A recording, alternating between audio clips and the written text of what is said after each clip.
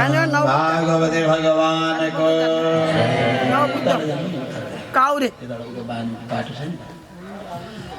भागवते धर्म को लक्ष्मी नारायण भगवान को वैदिक सनातन धर्म को समस्त पितृहरु को नेपाल जननी को समस्त भक्त परिवार को जय जय श्री राधे।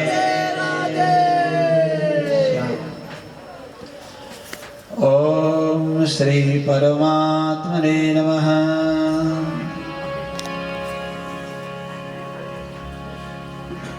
सच्चिदानंद रूपाय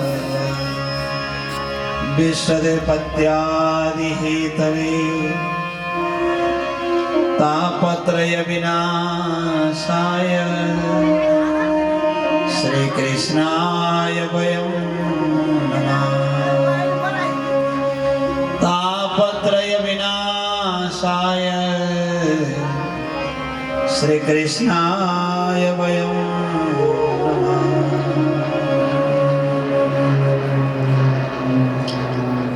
आज हामी 4औं दिनको कथामा उपस्थित भएका छौँ। हो त 4 दिन भइ पो सकेछ। हेर्दा हेर्दै 4 दिन गयो। हामी एकाग्र भएर कथा श्रवण गरौँ। नैमिषारण्यमा शौनकादि ऋषिका उपरमा सुतजी विस्तार गर्नुहुन्छ। परीक्षित महाराजलाई हे राजन, तपाईँलाई 7 दिनमा मृत्यु हुने श्राप परेको आज 4औं दिन शुभारम्भ भयो। भगवती चिन्तन गर्नुहोस् है। सुखदेवले राजा परीक्षितलाई भन्नुभयो र त्यसै गरी भगवान परमात्मा हुनुहुन्छ। हामी सबै उपस्थित पुण्यात्मा भक्तवृन्दमा पनि यही विचार मनमा आओस्, हे प्रभु भगवान म भागवत सुन्दैछु। सप्तम स्कन्धको 10 अध्यायसम्मको कथा प्रहलादको र हिरण्यकशिपुको चरित्र हिजो वर्णन। अब नारद मुनिसँग युधिष्ठिर महाराजले प्रश्न गर्नुभयो, भगवान मानव धर्म के हुन् मलाई बताइदिनु पर्यो। मान्छेको काम कर्तव्य के हो म सुन्न चाहन्छु भन्नुभयो। नारद भन्नुहुन्छ, राजन लौ सुन्नुहोस्, मान्छेमा सबैभन्दा पहिला सत्य हुनुपर्छ, दया हुनुपर्छ, तपस्वी हुनुपर्छ, शुद्ध हुनुपर्छ, दुःख सहनुपर्छ, समभावले हेर्नुपर्छ, इन्द्रियलाई दमन गर्नुपर्छ, हिंसा गर्नु हुँदैन, ब्रह्मचर्यमा रहनुपर्छ, दान गर्नुपर्छ, सकेको स्वाध्याय गर्नुपर्छ, आर्जवम भगवान भन्नुहुन्छ, सन्तुष्टि रहनुपर्छ, सज्जनको सङ्गत गर्नुपर्छ, मौन चुपो लाग्नुपर्छ, निष्फल कर्ममा फलको आश नराखी कर्म गर्नुपर्छ। कर्म गरेपछि फल मिल्छ, आश राखे पनि मिल्छ, आश नराखे पनि मिल्छ। पसल गरेर व्यापार गरेपछि चाहिँदैन भने न पैसा नदी लाँदैन हृदय। हेर्नु किन आश गर्नु पर्यो? ज्यादा आश गर्नु पर्यो भने आउने त आइहाल्दैन। भगवानको भक्ति भएर गर्नुपर्छ, आश ज्यादा गरिरहनु पर्दैन। ईश्वर दिलाउनेवाला छ भन्नुपर्छ। आत्मा र अनात्माको विचार गर्नुपर्छ, पाएको कुरो बाँडेर खानुपर्छ, सबैमा मर्यादा राख्नुपर्छ, सबैमा दया गर्नुपर्छ, भगवानका कथा सुन्नुपर्छ, कीर्तन गाउनुपर्छ, भगवानलाई सम्झाउनुपर्छ, भगवानको बाउको सेवा गर्नुपर्छ, अर्चना पूजा गर्नुपर्छ, नम्र भावले भगवानमा हजुर गयो भन्नुपर्छ, दासत्व भाव भगवानमा देखाउनुपर्छ, भगवान नै साथी हो भन्नुपर्छ, आत्मा भगवानमा समर्पण गर्नुपर्छ। यी जब 30वटा मानवमा चाहिने लक्षण हुन् भनेर बताउनु भयो। र गृहस्थी जीवनमा बसुन्जेल ज्यादै सुन्दरता भावले गृहस्थीमा राम्रो बनाउनुपर्छ, शान्त हुनुपर्छ, घरका परिवारमा सबैमा मर्यादा राख्नुपर्छ, श्रीमान भगवान नारायण नै हो भन्नुपर्छ। हेर्नु श्रीमान त नारायण नै हो भन्नु। यसको अर्थ के भने नि श्रीमती चाहिँ केही न केहीको हुनु भने अब होइन। श्रीमान नारायण भएपछि श्रीमती के भयो बुझिन्छ? लक्ष्मी हो कि हो। भगवानलाई नारायणको भावले हेर्नुपर्छ, आफू लक्ष्मीको भावमा हुनुपर्छ। श्रीमानले चाहिँ जे गरे नि हुन्छ, श्रीमतीले चाहिँ नारायण नारायण भनिरहनुपर्छ। श्रीमानलाई पनि होइन, श्रीमान आफ्नो ठाउँमा बस्नुपर्छ। अनि श्रीमती लक्ष्मी हो, श्रीमान नारायण हो भन्ने भाव राखेर कर्म गर्नुपर्छ। घर आँगन चोक कोठा सभा बनाउनुपर्छ, सुन्दर बनाउनुपर्छ। जसका आमा सज्जन हुनुहुन्छ आमा बनियो, सज्जन हुनुहुन्छ, ज्ञानी हुनुहुन्छ, घर सभा घर चोक आँगनहरू सम्पूर्ण चोटा कोठाहरू सबै सभा राख्नुहुन्छ, जानेर गर्नुपर्ने मर्यादा आउने मान्छेहरूलाई सम्मान गर्नुहुन्छ। त्यो घरमा लक्ष्मीले ज्यादै हेर्नुहुन्छ। आमा घर आमा वर्गले भन्नुहुन्छ, आमा वर्गको हो नि घर। र त्यसले गर्दा भगवान् परमात्मा भन्नुहुन्छ बुझी बक्सेर श्रीमानलाई नारायणै हो भनि ठान्नुपर्छ भनेपछि फेरि सासू ससुरा नन्द आमाजी देवर जेठाजीलाई चाहिँ झगडा गरे नि हुनेछ भने हात नबुझ्ने होइन। त्यसो भने सबैलाई आफ्ना थानमा राखेर अनि श्रीमान चाहिँ भगवान् नै हो भन्ठान्, अनि लक्ष्मी हुनु श्रीमती भन्ठान्नु श्रीमानले पनि भने अब त्यसमा फेरि उल्टो बुझियो भने बर्बाद। भरेदेखि श्रीमानलाई भन्दा बाहेक अरूले बोकाउनै पर्नु नपर्ने रहेछ, अरू जेसुकै गरेर बोकेपछि नि बस्यो मतलब छैन भन्ने भन्दा बिग्यो नि। त्यसरी अब भगवान् परमात्मा भन्नुहुन्छ अब ब्रह्मचर्य नाम गरेको एउटा आश्रम छ। 25 वर्षको उमेरसम्म विद्या आर्जन गर्नु पढ्नु, गुरु कहाँ बस्नु, गुरुको सेवा गर्नु, भक्ति गर्नु, अत्यन्त प्रेमले पढेको पढाइ गर्नु। 25 वर्षको उमेरसम्म पढ्न सकियो भने अनि मात्रै जीवनभरिलाई काम लाग्छ। असाध्य पढ्नु, भक्ति हुनु, ज्ञानी हुनु। यहाँ भिक्षा लिएर आएर गुरुलाई दिनु भनेर लेख्नुभयो, फी तिर्नु भने जस्तै हो। फी नतिरिकन अहिले पढ्न पाइँदैन। भोलि जे होला नारायण कमाउन सक्ने हो कि थाहा छैन, डिग्री चाहिँ हासिल गर्छ, कति तिर्ने हो कति बुझाउने हो थाहा छैन, ज्ञानका कुरा एउटा शब्द लेखेको छैन कहीँ पनि, उदण्डता पढेको छ। हेर्नुहोस् त भगवान् परब्रह्म परमात्मा भन्नुहुन्छ। त्यसै गरी गएर जब कि 25 वर्षको उमेरसम्म पढ्नु, बडो सत्पात्र बनेर पढ्नु, ज्ञानी बनेर पढ्नु, गुरुको सेवा गर्नु, अनि 25 वर्षको भएपछि गृहस्थी जीवनमा आउनु, बिहे गर्नु। 50 वर्षको उमेरसम्म गृहस्थी जीवनमा सुन्दर भावले कर्म गर्नु। भगवान् परमात्मा भन्नुहुन्छ राजन हेर्नुहोस्, गृहस्थीमा बस्दा कमाउनु पर्दछ, नकमाए केही कर्म गर्न पाइँदैन। धनले लाउन र खान, धर्मले वैकुण्ठमा जानु भनेर भजन गाउनु भएको थियो। धर्मले सजिलो वैकुण्ठमा जान, धनले सजिलो लाउन र खान। जब धन पनि चाहिन्छ नभए हुँदैन। धनको र शरीरको रक्षा गर्नुपर्छ ज्ञानीले। धन कमाउनु पर्छ, तर न्याय छोडेर धर्म छोडेर सबै कुरो यही मात्रै हो भन्ठानु भने त्यसैले उसलाई भोलि पोल्न थाल्छ। अनि शास्त्रले के भनेको छ भनेदेखि कमायो भने जब 10 रुपियाँ कमायो भने 1 रुपियाँ भगवान्का नाममा खर्च गर्नु, भगवान्को परोपकार गर्नु। काहीँ पुण्य यज्ञ महायज्ञहरू गर्नलाई यार छ भने त्यहाँ गएर सेवा गर्नु, केही न केही। कुनै दुखी गरिब रहेछ भने त्यसलाई दया गर्नु। 1000 कमायो भने 100 रुपियाँ धर्मको नाममा खर्च गर्नु, 1 लाख कमायो भने 10,000 धर्मको नाममा खर्च गर्नु। अनि त्यो टिकाउ हुन्छ, पुस्ता पुस्तालाई सन्तानहरूलाई सबैलाई राम्रो हुन्छ। नत्र ज्यादा अन्याय अत्याचार गरेर कमाएको छ भने झट्टै नाश हुन्छ, हेर्दा हेर्दै नाश हुन्छ। त्यो कलीमा ढिलो हुँदैन, पहिला हात होइन, कलीमा झट्टै नाश हुन्छ। त्यसले गर्दा भगवान् परमन्नते शयानस्य निरोद्यमस्य ब्रह्मन्नुहारितो यतएव भूत अभोगिनो यम तव विव्रदेह पिबायतस्तदेव गनाक्षमं जदे। अनि गृहस्थीमा बस्दाखेरिमा श्राद्ध आदि कर्म गर्नु, पितृको असाध्य सम्मान गर्नु, बाँचेका पितृको नि गर्नु, मरेका पितृको नि गर्नु। बुढाबुढीको सेवा गर्नु भने ती बाँचेका पितृ हुन्, मरेपछि पिण्ड दिने त छँदै छैन। बाँचेलाई चाहिँ बोलचालै नगर्नु, मरेपछि चाहिँ पिण्ड दिनु है। अब मरेपछि पिण्ड त जति ठुलो बनाएर दिने भयो नि, यत्रो बडो 2 महिना चामल पकाइदिए बडो भइहाल्छ। त्यसो भने अब हुनु पर्यो के भने बाँचन्जेल राम्रोसँग सेवा गर्नु भनेको त्यो हो। मरेपछि पिण्ड दिने कुरा आफ्नो ठाउँमा छैन भक्तवृन्द। र यस्ता प्रकारबाट कचित अल्पम कचित भूरि भञ्जिन्नं स्यात् पदात्मा कचित भूरि गुणोपेतं गुणहीनं तत्पजे। कहिल्यै पनि गुणहीन भएको मान्छे नबन्नु, बडो ज्ञानी सज्जन हुँदै जानु भगवानले वर्णन गर्नुभयो। र त्यसै गरी गएर शान्त हुनु, आनन्द हुनु। ज्यादा कमायो मात्रै, कमाउनु मात्रै, मरिहत्य निद्रा छैन, खाएको छैन, राम्रो लागेको छैन, दौडेको दौडी कमाउनु, आनन्द कतिखेर पनि छैन। त धन त जम्मा गरौँ। 3टा डर हुन्छ भक्तवृन्द, 3टा डरबाट जोगाउनु पर्छ।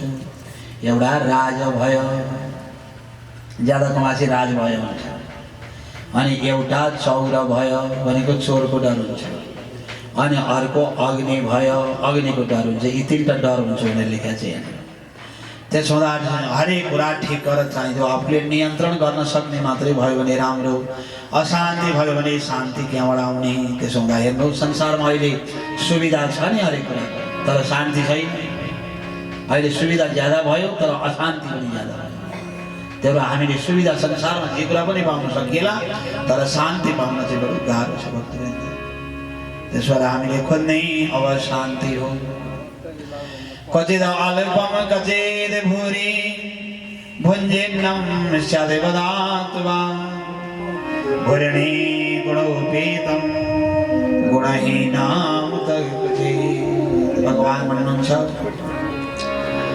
र अब श्राद्धादि कर्म गर्ने समय भनेको तिथिमा मात्रै होइन, अरू वखतमा पनि श्राद्ध गर्नु मन लाग्यो भने श्राद्ध गर्ने समय छ। एउटा माघ महिनाको शुक्ल पक्षको सप्तमी जसलाई अचला सप्तमी भनिन्छ त्यो पनि पितृका नाममा सम्मान गर्ने दिन हो। एउटा जुवादी कार्तिक महिनाको शुक्ल पक्षको नवमी जसलाई जुवादी नवमी भनिन्छ त्यो पनि पितृका नाममा सम्मान केही दान पुण्य गर्ने दिन हो। अनि अक्षय वैशाख महिनाको तृतीया शुक्ल पक्षको जसलाई अक्षय तृतीया भनिन्छ त्यो पनि पितृका नाममा केही गरौँ भनेर गरिने दिन हो। साउने सङ्क्रान्ति भयो, माघे सङ्क्रान्ति भयो, आषाढ शुक्ल एकादशी भयो, कार्तिक शुक्ल एकादशी भयो। यस्ता पुण्य पवित्र पर्व परेका दिनहरू हाम्रा पितृहरूको सम्मान गर्ने दिन पनि हुन्। राजा परीक्षित यो कुरालाई बुझिराख्नुपर्छ भनेर वर्णन गर्नुभयो। र शरीरमा बल र पुरुषार्थ छँदाखेरिमा हामीले तीर्थयात्रा पनि गर्नुपर्छ भन्नुहुन्छ। तीर्थ जानुपर्छ, शरीरमा पुरुषार्थ छँदैमा जानुपर्छ। भोलि जाउँला भन्नु सकिँदैन, बुढो बसी गयो भने सकिँदैन।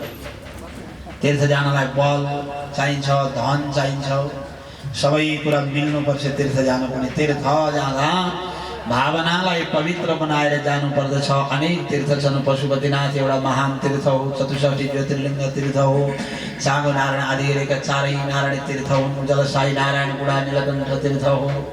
देवघाट धामको कुरै नगरौँ, रुरु क्षेत्र रेडी भयो, शालिग्राम तीर्थ, जब मुक्तिनाथ धाम, गण्डकी, पोका, कौशिकी, बराह क्षेत्र, जनकपुर तीर्थहरू छन्। र अब अलि पल्ला गाउँतिर गयो भनेदेखि बद्रीनाथ हुनुभयो, उतापट्टि गएर जगन्नाथ हुनुभयो, उतापट्टि गएर के अरे पश्चिम सागरको तटमा गएर द्वारका हुनुभयो, उता साउथ इन्डियामा गएर रामेश्वरम हुनुभयो, कन्याकुमारी हुनुभयो। हेर्नु तिरुपति बालाजी वेङ्कटेश्वर भगवानको दर्शन हुन्छ। घुम्दै घुम्दै जाँदाखेरिमा कस्तो आनन्द छ। जता गए पनि गया तीर्थ भयो। फल्गु नदीमा गएर पिण्डपात गर्नु भनेर शास्त्रले लेखेको छ। त्यसै गरी गएर चक्र तीर्थ नैमिषारण्यमा गएर स्नान र दर्शन गर्नु भनेर, यसरी हरिद्वारमा गङ्गा आरती कस्तो आनन्द छ। कुशावर्त घाटमा गएर पिण्डदान गर्नु र जब हरिद्वारमा गङ्गा आरतीको दर्शन गर्नु, उतापट्टि मनसा देवी हुनुहुन्छ, उतापट्टि चण्डी देवी हुनुहुन्छ। यसरी जब अनेकौँ तीर्थहरू हाम्रा जब भारत र नेपालमा गरी धेरै तीर्थहरू रहेका छन् भक्तवृन्द। कृष्ण कन्हैया लालको र तीर्थ पनि जानु पर्दछ। मनमा पवित्र भाव छैन भने तीर्थ जाँदै मात्रै हुँदैन। भाव चाहिँ पवित्र चाहिँ चाहिन्छ। तीर्थ जाँदैमा राम दर्शन गर्दैमा हुँदैन नि। तीर्थ जाँदैमा राम व्रत बस्दैमा बन्धन छुट्छ छुट्दैन रामलाई थाहा। जाँदैमा व्रत बस्दैमा बन्धन छुट्छ छुट्दैन रामलाई थाहा। बन्धन छुट्छ छुट्दैन रामलाई थाहा।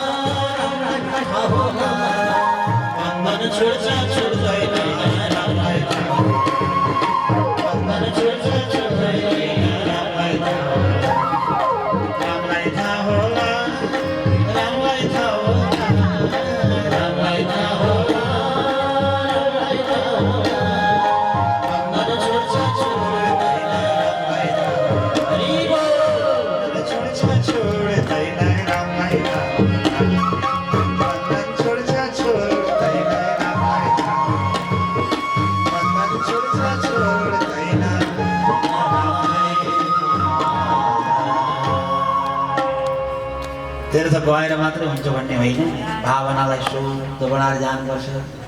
अन्त गरेका केही पाप रहेछन् भने तीर्थमा गएपछि पखाली जस्तो गरेर जाने त, रमाइलो हेर्न जाने हो, सपिङ गर्न जाने भयो होइन नि। तीर्थ जाने भावनालाई पवित्र बनाउन जाने भक्तजन। म धेरैपल्ट गएँ तीर्थ, म कुरा गरी साध्य छैन, मैले सायद छिट्टै छोटो समयमा भसक्कै तीर्थ गरिसकेँ। अर्काले लैजा त भने मलाई के गुरु गुरु लैजानुहुन्छ, गुरु के खाने भनेर सोध्नुहुन्छ, सोधिनसँग अस्ति रोक्यो भन्नुहुन्छ, असाध्य माया गरेर लिएर जानुहुन्छ, गइदिन्छु। अनि यसो हेर्छु पुराण गुरु, पुराण चाहिँ छोटो भने हुन्छ, उहाँ बजारमा किनेर गर्न जानु छ भन्छ, बिचरा किनेर गर्ने हतारै छ यहाँ। पुराण त धेरै भन्नु पर्दैन, किन भन्नु त्यो त बुझेकै कुरा नि। कृष्ण कन्हैया लालको। अब फेरि जाने बेला भइसकेको छ, वैशाख जेठमा हरिद्वार जानु छ, बद्री जानु छ, पुराणमा त 2टा जानुपर्ने भइसकेको छ, जान्छु। तर के छ भने आफूले भावनालाई, मनलाई, चित्तलाई शुद्ध बनाएर आनन्द गरेर काम गर्न सक्नु पर्यो तीर्थमा गएर भनेर बताउनु। अब घर श्राद्ध गर्ने कुरालाई बताउनुहुन्छ। श्राद्ध राम्रोसँग गर्नु। श्राद्ध श्रोता, सरोता र श्रोता भने जस्तो श्राद्धको नि 3टा कुरा छन्। एउटा श्राद्ध, एउटा क राद्ध, एउटा ड राद्ध। बुझिन्छ त्यो है? एउटा श्राद्ध भने चाहिँ बडो प्रेमले गर्नेलाई श्राद्ध भन्छ। अनि अर्का करले, आमाले गाली गर्ने हो कि बाले गाली गर्ने हो कि भन्ठानेर अथवा परिवारले समाजले गाली गर्छन् कि भनेर करले गर्नेलाई चाहिँ कराद्ध, करले भन्नु। डरले गर्ने डराद्ध, करले गर्ने कराद्ध, श्रद्धाले गर्ने श्राद्ध। त्यसो भएर श्राद्ध गर्दा बडो श्रद्धापूर्वक गर्नुपर्दछ। अनि श्राद्ध गर्दा फलामका सामानहरू नजिकै राख्नु हुँदैन। बिहान चाँडै नुहाइ गरेर शुद्ध पवित्र सामान तयार गरेर चन्दन घोटेर पुष्पहरू जम्मा पारेर बडो आनन्द आज पितृ उत्सवको दिन छ, मैले प्रेमले गर्नुपर्छ भन्ठानेर गर्नुपर्छ। जोगीलाई भिक्षा दिनु हुँदैन भने जस्तो श्राद्ध दिन। यसको अर्थ त्यो होइन कि जोगीलाई भिक्षा दिने चाहिँ नहुने, आफ्ना छोराछोरीलाई चाहिँ पुरी र अचार पकाउने बित्तिकै पल्ला कोठान गरेर खा भनेर दिने होइन। काहीँ त्यसो गरेर दिन्छ। जोगीलाई चाहिँ भिक्षा जाऊ आज हाम्रो गाउँमा श्राद्ध हुँदैन फर्की भनेर पठाइदिने। आफ्ना छोराछोरीलाई चाहिँ पुरी पकाइसक्नु भएको छैन, अचार बनाइसक्नु भएको छैन, बाबु पल्ला कोठान लुकेर खाए, उहाँले देख्नुभयो भने मार्नु चाहिँ बाहुना आउने बेला भइसक्यो।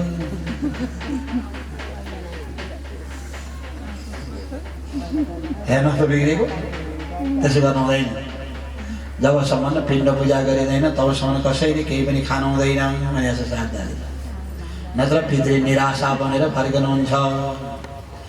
फलामको सामान नजिकै नैवेद्य पकाउने बेला त फलामको भाँडामा नै पकाउनु पर्ने हुनसक्छ, तर श्राद्ध गर्ने वखतमा चाहिँ फलामका सामान वरिपरि राख्नु हुँदैन। पितृहरू फलामदेखि असाध्य डराउनुहुन्छ।